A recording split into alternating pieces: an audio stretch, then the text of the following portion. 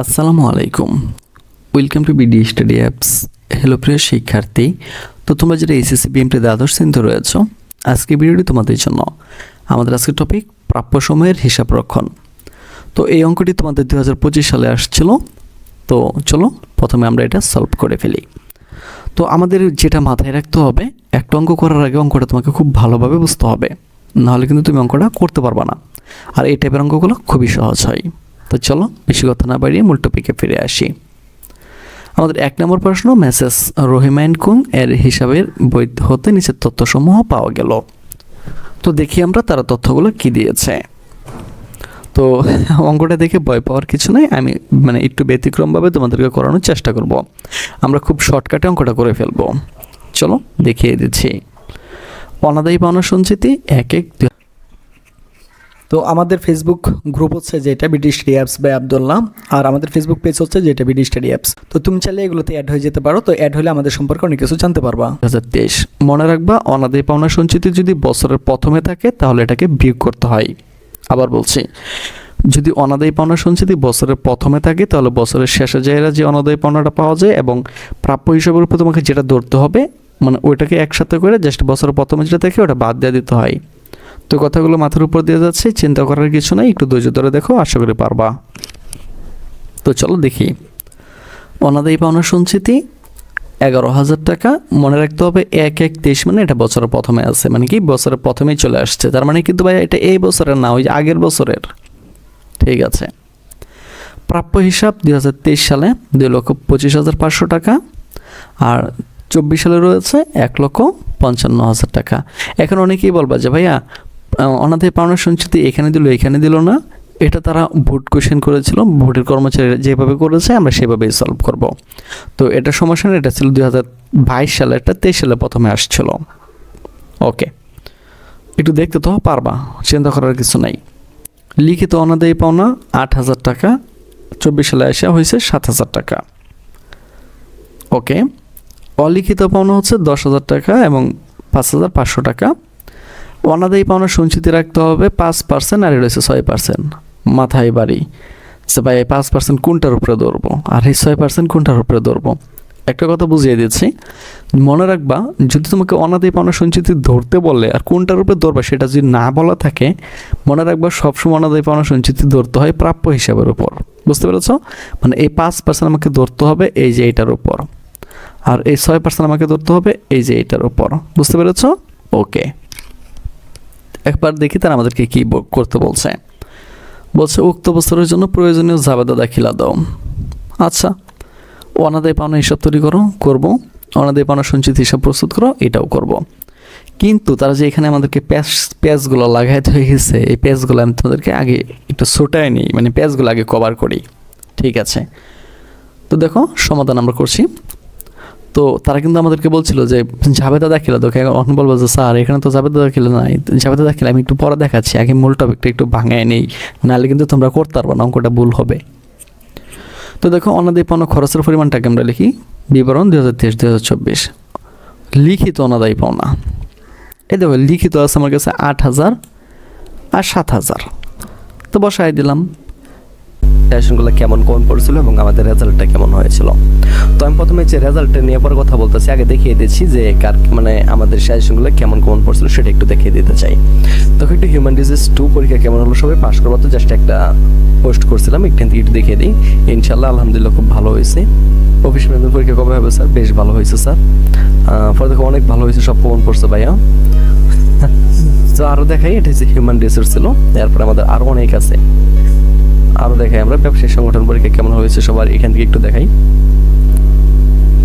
দেখো আলহামদুলিল্লাহ A+ sir, আলহামদুলিল্লাহ ভালো হয়েছে, ভালো আলহামদুলিল্লাহ 100% কমন, আলহামদুলিল্লাহ ভালো হয়েছে, শতভাগ কমন পড়ছে, ইনশাল্লাহ স্যার অনেক ভালো হয়েছে। তো এরকম তো শত কমেন্ট আছে, ঠিক আছে, শত কমেন্ট আছে। তাই তোমাদেরকে আরও দেখাই, আর মজা পাবে। দেখো মার্কেটিং নীতি ও প্রয়োগ 2 এই পরীক্ষা কেমন হয়েছে, আমি প্রশ্ন করেছিলাম ওদেরকে। তো তোমাদেরকে একটু কমেন্টটা দেখে দেখো, ইনশাল্লাহ A+ পাবো স্যার, এতে 100% কমন, আলহামদুলিল্লাহ। দেখো এই কমেন্টগুলো দেখলে কিন্তু মনে অনেক শান্তি পাওয়া যায়। ঠিক আছে, দেখছো? ওকে, আরও দেখাই। এগুলো ক্লাস নিয়েছিলাম আমাদের নতুন ব্যাচ চলছে, ওইখানে তোমরা চাইলে অ্যাডমিশন নিতে পারবা। তা আমি আরও দেখাই, আরও আছে, অনেক আছে। এরপর দেখো ইংরেজি পরীক্ষা কেমন হলো, সবাই পাস করবা তো? একটু দেখো, মজা পাইবা। স্যার 35 থেকে 40 পাবো ইনশাল্লাহ। আলহামদুলিল্লাহ, খুব ভালো হয়েছে স্যার, শুক্রিয়া ভাইজান, আলহামদুলিল্লাহ। জি আলহামদুলিল্লাহ, ভালো হয়েছে স্যার, সব কিছু কমন করছে, বিশেষ করে গ্রাফ চার্ট হচ্ছে দুইটা আগে লিখছি। ভালো স্যার, অনেক কিছু হুবহু কমন পেয়েছি, আলহামদুলিল্লাহ আলহামদুলিল্লাহ। তো দেখো এই যে এই কমেন্টগুলো যে তোমরা যদি একটু দেখো তাহলে তোমরা বলছো ভালো স্যার, অনেক কমন পেয়েছি, হুবহু কমন পেয়েছি, এ প্লাস থাকবে ইনশাল্লাহ। আলহামদুলিল্লাহ, ভালো হয়েছে স্যার, আলহামদুলিল্লাহ ভালো হয়েছে ভাইয়া। তো দেখো এইগুলো, এই দেখো এ প্লাস। তো দেখো এত সুন্দর মানে তাদের কমন পড়ছে যে থ্যাংক ইউ, অনেক কমন পড়ছিল আর কি। হ্যাঁ স্যার আপনার সাজেশন দারুণ। তো দেখো এই যে এই জিনিসগুলো তারা কিন্তু আমাদের এই ব্যাচে ছিল, ঠিক আছে। তো আমাদের 2026 সালের ব্যাচ কিন্তু অলরেডি শুরু হয়ে গেছে। তো তুমি চাইলে আমাদের সাথে কন্ট্যাক্ট করে খুব দ্রুত এখানে এডমিশন নিতে পারবা। এখন দেখা একটু রেজাল্টটা, মাত্র 10 জন কমেন্ট করছে, সবাই তো আর কমেন্ট করে নাই, একটু দেখাই দেই। 4.79, 4.38, 4.25, 4.21। তোমরা যে একটু ভালো করে খেয়াল করো, দেখো এখানে 4 পয়েন্টের নিচে কারো রেজাল্ট নাই, ঠিক আছে। আর সকলে তো এখানে তোমার হচ্ছে কমেন্ট করেও নাই। তো ওরা সেরকম সুযোগ সুবিধা পাইছে 2026 সালে, এর চেয়ে আরো অনেক বেশি সুযোগ সুবিধা দেওয়া হবে। তো তোমরা যারা মানে আমাদের এই কোর্সগুলোতে অ্যাড হতে আগ্রহী তারা সরাসরি আমাদের সাথে কন্ট্যাক্ট করতে পারো, আমাদের নতুন ব্যাচ অলরেডি শুরু হয়েছে। এখন এই যে 10,000 আর 5,500 টাকা আছে, এটা তো অলিখিত অনাদায়ী পাওনা, তো এটা লিখতে হবে না? লিখতে হবে তো, জাস্ট যোগ করবো দেখো, প্লাস অলিখিত অনাদায়ী পাওনা 10,000, 5,500। তো এটা এই দুটার যোগ করে আমি এখানে পেলাম 18,000, আর এই দুটার যোগ করে পেলাম আমি 12,500। আচ্ছা, প্লাস নতুন অনাদায়ী পাওনা সঞ্চিতি 10,775, 8,970। ভাই এটা তো এখানে নাই, কেমনে কি করব আমি বুঝাই দিতেছি। এই যে 2,25,500 আছে না, এটার 5% করবা। 5% করলে তুমি যেটা পাইবা এটা এখানে রাইখা দাও। আচ্ছা, এখন দেখো অলিখিত অনাদায়ী পাওনা কত আছে? 10,000 না? এই 10,000 আছে না? এই 10,000 আবার 5% করবা। তুমি যেটাই পাইবা মানে এটা তো 5% করছিলাম না, ধরো এটা আমি টাকাটা এখানে রেখে দিচ্ছি। এখন এই 10,000 উপরে আবার 5% করবা, যেটা পাইবা এটা এখানে লিখে দিবা। পর উপরেটা থেকে শুধু নিচেরটা বাদ দিয়ে দিবা, যেটা পাইবা এইটাই হইতেছে এই যে এইটা। বুঝতে পেরেছ? 10,775। আচ্ছা, তাহলে এই 8,970 কেমন হইলো আবার বলতেছি। এই যে এটা আছে না 1,50,000, 55,000, এটা 6% করবা। করার পরে তুমি যেটাই পাও ওটার উপরে লিখবা। পরে কি করবা? এই যে 5,500 আছে না, এটার আবার 6% করবা। করার পরে যা পাও নিচে লিখবা, জাস্ট উপরেরটা থেকে নিচেরটা বিয়োগ দিবা। বিয়োগ দেওয়ার পরেই তোমার কাছে এই টাকাটা চলে আসবে। বুঝতে পেরেছো? ওকে, এখন এটার লোক এটা যোগ করবো আমরা, পাই গেছি সে 28,772 টাকা, আর এটার লোক এটা যোগ করবো আমরা 470 টাকা। এখন আমি যেটা করব, এই যে 11,000 টাকা যে ছিল এই টাকাটা আমি এখানে নিয়ে আসবো, নিচে নিয়ে আসবো। এই টাকাটা কিন্তু আমাকে বাদ দিয়ে দিতে হবে। কেন ভাইয়া বাদ দিব? কারণ এটা এটা কিন্তু বছরের প্রথমে যেটা থাকবে, সেটা বাদ দিয়ে দিতে হয়। এজন্য আমি এটা থেকে এটা বাদ দেবো। বাদ দেওয়ার পরে আমি যেটা পাবো সেটা হচ্ছে অনাদায়ী পাওনা খরচ। তো এবার লিখে দেবো আমরা পুরাতন অনাদায়ী পাওনা সঞ্চিতিটা বাদ দিতে হয়, তোমরা সকলেই জানো এই টাকাটা। তো ভাইয়া এই টাকা তো আমার কাছে নাই, আমি এটা কোথায় পাবো? আচ্ছা, বলে দিতেছি। এই যে এটা ছিল না, এটা হচ্ছে আমার এই বছরেরটা, অর্থাৎ এটা 2023 সালের অনাদায়ী পাওনা সঞ্চিতি ছিল। তো এটা 2024 সালের এখানে চলে আসবে। বুঝতে পেরেছো? এটা 24 সালের শেষে চলে আসবে। এটাও আমাকে বাদ দিয়ে দিতে হবে, উপরেটা থেকে নিচেরটা আমাকে বাদ দিয়ে দিতে হবে। স্যার বুঝছি না, আরেকবার বোঝান। আচ্ছা, এটার যোগফলটা তো বুঝছো, মুছে দিই আমি একটু এগুলো। ওকে, এটা যোগফল নামাইছি, এটা তো বুঝছো, এটা যোগফল নামাইছি, এটা তো বুঝছো না? আচ্ছা, তো দেখো আমার কাছে 2023 সালের প্রথমে যেটা ছিল অনাদায়ী পাওনা সঞ্চিতি, এই যে এটা কিন্তু আমি এটা এখান থেকে বাদ দিয়ে দিতেছি। এখন 24 সালের আমার লাগবে না, মানে এটা ছিল 23 সালের প্রথমে। তো এই বছরের ভাঙ্গা জাহেরা যেটা থাকবে ওটা তোমার 24 সালের শুরুতে চলে আসবে।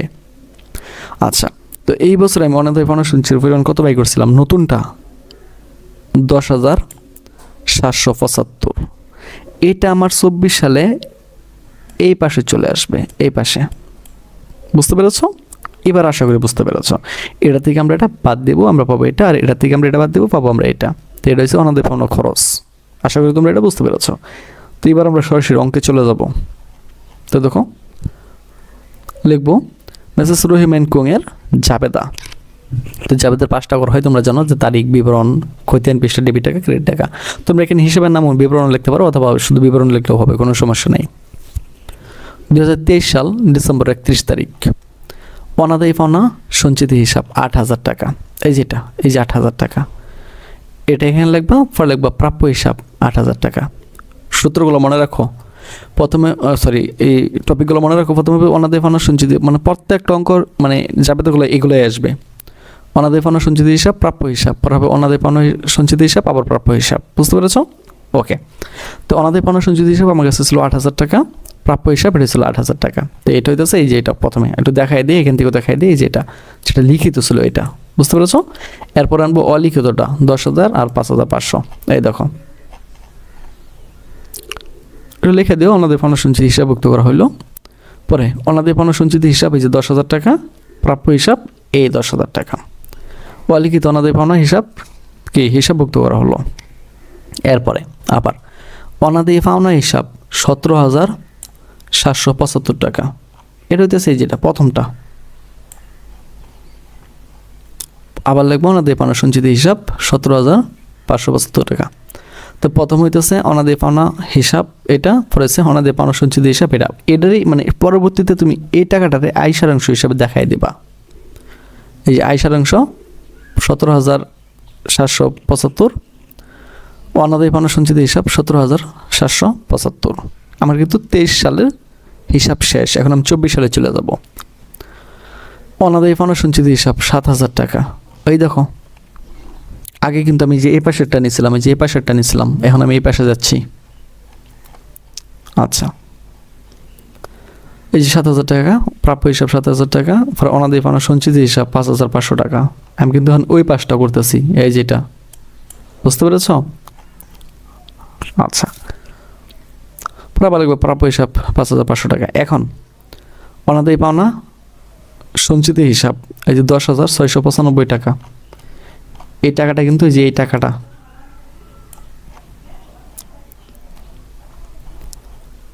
ওকে। প্রাপ্য হিসাব এটাই। পরে দেখো আয় সারাংশ হিসাবে এটাই দেখাবা, অনাদায়ী পাওনা হিসাব এটাই দেখাবা। বুঝতে পেরেছ? মানে অনাদায়ী পাওনা সঞ্চিতি হিসাব তুমি এখানে যা দেখাবা প্রাপ্য হিসাবে, ওটারে আয় সারাংশতে শুধু এনে লিখে দিবা, যা আয় সারাংশ হিসাবে তো, অনাদায়ী পাওনা হিসাবে তো, শেষ। তো এরপরে তারা আমাদেরকে বলছে যে অনাদায়ী পাওনা একটা হিসাব আমাদের। তো দেখো এরপরে তারা আমাদেরকে বলছিল অনাদায়ী পাওনা দেখাইতে হবে, অনাদায়ী পাওনা হিসাবটা। তো আমরা একটু দেখাই দিই তোমাদেরকে। এই দেখো অনাদায়ী পাওনা হিসাব তৈরি করতে হবে, কিন্তু কীভাবে তৈরি করতে হবে সেটা তোমাকে বলে নাই। তো আমি টিসোকে নিয়ে নিলাম। হ্যাঁ, টিসোকটা একদম সহজ। তো তোমরা জেরসোকে যাও না, টিসোকে নিবা। তারিখ বিবরণ যাবে 20 টাকা, আবার তারিখ বিবরণ যাবে 20 টাকা শেষ। এটা হচ্ছে ডেবিট পাস, এটা হচ্ছে ক্রেডিট পাস। মানে আয়টা এই পাশে দেখাইবা, খরচটা এই পাশে দেখাইবা। 2023 ডিসেম্বর 31 তারিখ অনাদায়ী পাওনা সঞ্চিতি। ওই যে বলছিলাম না, মানে এটা কোনটা জানো, ওই যে আয় সারাংশ হিসাবে দেখাইছিলাম না, যে মানে আয় সারাংশ হিসাবে তুমি যেটা পাইবা না এটাই শুধু এই পাশে নিয়ে যাবা। এই দেখো, শুধু এই পাশে উল্টাটা লিখবা অনাদায়ী পাওনা সঞ্চিতি 17,775 টাকা, আয় সারাংশ 17,775 টাকা, হিসাব ক্লোজ, শেষ। বুঝতে পেরেছ? তোমার 24 সালের আরেকটা রয়েছে অনাদায়ী পাওনা সঞ্চিতি, যেটা 10,695 টাকা। আবার দেখো 10,695 টাকা, হিসাব ক্লোজ, ওকে। তো এরপর দেখো অনাদায়ী পাওনা সঞ্চিতি হিসাবে আমাদেরকে তৈরি করতে হবে। তো সেম আগের মধ্যে টিসোকেই করবা। এটা হচ্ছে ডেবিট পাস, এটা হচ্ছে ক্রেডিট পাস। খরচগুলো এই পাশে, আয়গুলো এই পাশে। প্রাপ্য হিসাব 8,000 টাকা, প্রাপ্য হিসাব 10,000 টাকা। ভাই এগুলো কোনগুলা দেখাই দিতেছি।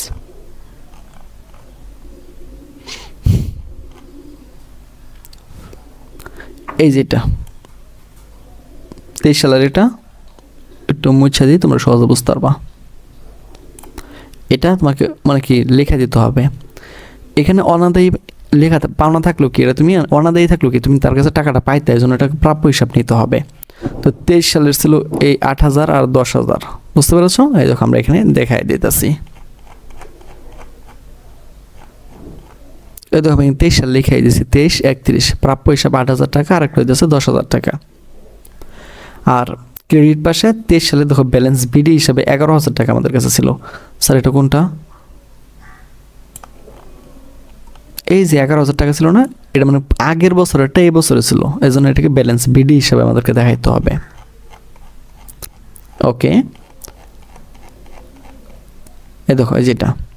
আর অনাদায়ী পাওনা ছিল 17,775 টাকা। এখন আমরা যেটা করবো এই দুটার যোগফল নেব। এই দুটার যোগফল হইতেছে আমাদের 28,775 টাকা। এখন মনে রাখতে হবে এই পাশে তোমার যত থাকবে এই পাশে অতই রাখতে হবে। এখন দেখো এই দুটার যোগফল হয়েছে আমার কাছে 18,000 টাকা, আর এই দুটার যোগফল হয়েছে 28,000 টাকা। তো সমান হইলো না তো।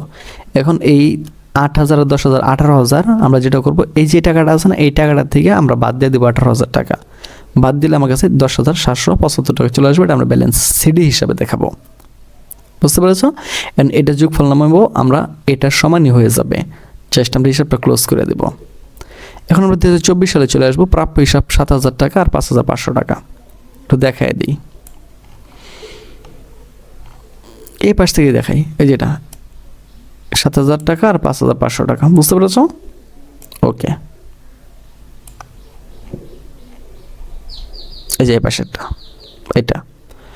আর 24 সালে ব্যালেন্স বিডি হিসেবে আমার ছিল 10,775 টাকা। এখন বলবো ভাইয়া এটা তো এখানে নাই, এটা তো এখানে নাই। আপনি 11,000 টাকা ছিল, 11,000 টাকা নিয়েছেন, কিন্তু এই পাশে তো টাকা নাই। কিন্তু এই পাশে এই বছর শেষ হয়ে হেরাই তোমার এই পাশে এখানে চলে আসবে। এই বছর শেষ হলে এখানে টাকাটা চলে আসবে। আর এই টাকাটা হইতেছে তোমার এই যে এই টাকাটা। বুঝতে পেরেছো? যেটা তোমাদেরকে দেখাইছিলাম। ওকে,